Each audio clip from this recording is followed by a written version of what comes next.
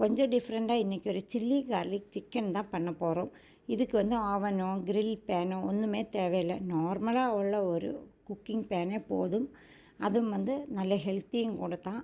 இதை வந்து நம்ம முழுசாகவும் சர்வ் பண்ணலாம், கட் பண்ணிவிட்டு இந்த மாதிரி சாண்ட்விச்சில் வச்சு கூட சாப்பிட்லாம். கொஞ்சம் சேலட், மேஷ் பொட்டேட்டோ எல்லாமே சேர்த்து தான் இன்றைக்கி நான் செஞ்சுருந்தேன். இது நீங்கள் வந்து ஃப்ரைஸ் கூட வச்சு கூடயும் சாப்பிட்லாம். நல்ல ஜூஸியாகவும் இருக்கும், அவ்வளோ டேஸ்ட்டு கூடயும். கண்டிப்பாக ட்ரை பண்ணலாம். இதுக்காக சிக்கன் பிரெஸ்ட் தான் எடுக்கணும். அதை நல்லா வாஷ் பண்ணதுக்கப்புறம் ஒரு டவலில் நீங்கள் வந்து நல்லா ட்ரை ஆக்கி எடுத்துடுங்க. இதை வந்து நம்ம நல்லா கீறி விட்டுட்டிங்கன்னா ஈஸியாக குக் ஆகிடும். அதுக்காக இந்த மாதிரி சைடு வரியாகவும் வரைச்சிட்டு நடுவுலேயும் கட் பண்ணிவிடுங்க. அதுக்கப்புறம் உப்பு, கொஞ்சம் பிளாக் பெப்பர் எல்லாமே சேர்த்து சிக்கனில் 2 சைட்லையும் பெரட்டி நம்ம வந்து பேனில் வச்சு குக் பண்ண போகிறோம். அதுக்காக ஒலிவ் ஆயில் இல்லாட்டினா பட்டர் இல்லைன்னா நார்மல் எண்ணெய் கூட நீங்கள் கொஞ்சமாக சேர்த்துக்கலாம். அது நம்மளோட விருப்பம்தான். 2 சைடுமே வந்து ஒரு 5 to 7 மினிட்ஸ் நம்ம குக் பண்ணோம். லைட்டாக அந்த ப்ரௌன் கலர் வந்தால் போதும். பூண்டு வந்து ஒரு 5 இல்லைன்னா 6 பல் சின்னதாக சாப் பண்ணி வச்சுக்கோங்க.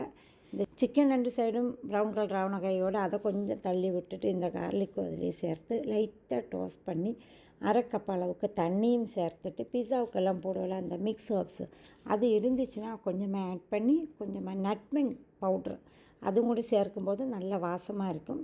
சில்லி ஃப்ளேக்ஸ் நான் ஒரு 3/4 டேபிள் ஸ்பூன் சேர்த்துருந்தேன். உங்களுக்கு உரப்பு கம்மியாக போதும் அப்படின்னா ஒரு 1/2 டீஸ்பூன் மட்டும் சேர்த்துக்கோங்க.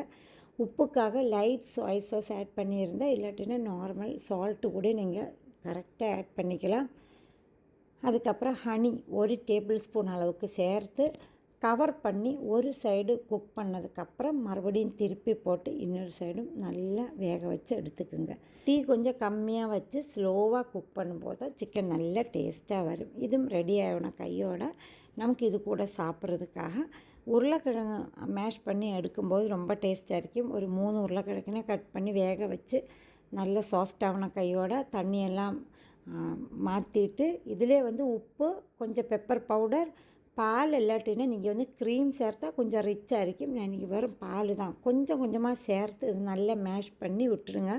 நல்லா க்ரீமியாக சாஃப்டாக இருக்குது. இது மட்டும் சாப்பிட்றதுக்கே அவ்வளோ டேஸ்டியாக இருக்கும். கண்டிப்பாக சின்ன பிள்ளைங்கள்லாம் இருந்துச்சுன்னா இது எல்லாருமே சாப்பிட்டே முடிச்சிடுவாங்க. அவ்வளோ நல்லா இருக்கும். கீரை வந்து அப்படியே நம்ம சேலட் சாப்பிட்லாம். நான் இன்றைக்கி கொஞ்சம் தண்ணியில் உப்பு, சீனி எல்லாமே சேர்த்து பாயில் ஆக்கிட்டு கீரையை அதிலே போட்டு பிளெஞ்ச் பண்ணி எடுத்துட்டேன். இப்படி எல்லாமே சேர்த்து வச்சு சிக்கன் சாப்பிடும்போது அவ்வளோ நல்லாயிருக்கும். இதுவும் வந்து ரொம்ப ஜூஸியாக அவ்வளோ வாசத்தோடு நல்ல டேஸ்டியாகவும் இருக்கும். நார்மலாக நம்ம உப்பு, பெப்பரெல்லாம் போட்டு கிரில் பண்ணுற காட்டிலும் இந்த மாதிரி நீங்களும் ட்ரை பண்ணி பாருங்கள். ஹெல்த்தியாகவும் இருக்கும். கொஞ்சம் டிஃப்ரெண்ட்டாக சாப்பிட்ற மாதிரி நம்ம செஞ்சுக்கலாம். உங்களுக்கு வந்து கீரை இல்லாட்டினா மேஷ் பொட்டேட்டோ பிடிக்கலைன்னா ஃப்ரெஞ்ச் ஃப்ரைஸ் மாதிரி உருளைக்கிழங்கை கட் பண்ணி ஃப்ரை பண்ணி சர்வ் பண்ணலாம்.